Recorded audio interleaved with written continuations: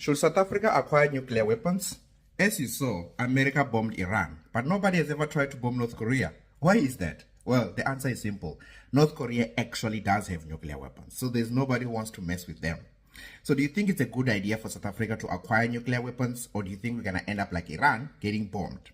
Now, some of you might not know, but South Africa used to have nuclear weapons. We had about 6 and we're developing our 7th one. This was around 1985, 1986. We were developing our 7th nuclear weapon, and then we started to dismantle them just before the black majority government came into power. So do you think having nuclear weapons will make South Africa more safe going into the future, or do you think it's a bad idea? Well, let's dive in. Now, during apartheid, the South African government felt threatened, so they wanted to make sure that nobody will ever dare and attack them again, so they wanted nuclear weapons. Working together with Israel, yeah, South African apartheid and Israel have a lot in common. They were both established in 1948, and they helped each other to acquire nuclear weapons and a lot of other things. But I'll dive into that on a YouTube video that I'm gonna post, so please like and subscribe. The link is in the bio above. Now, let's dive into this. So working with the Israelis, South Africa and the Israeli government worked together to do tests. There was the Villa incident. You can go and look it out.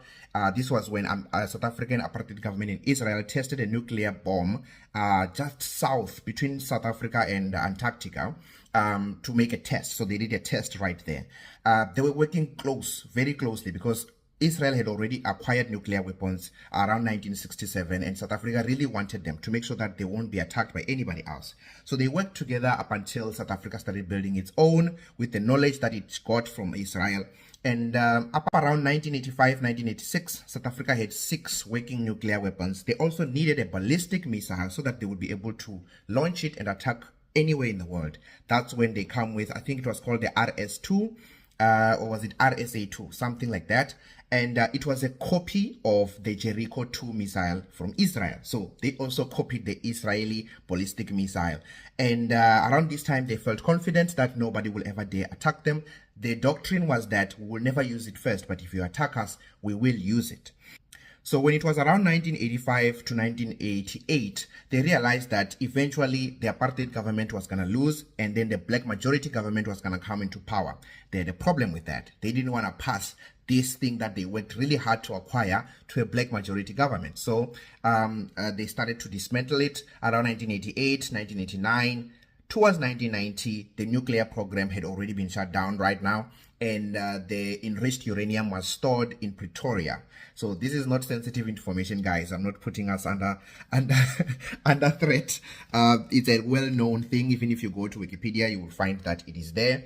It's in Pretoria, just near Hartbeespoort.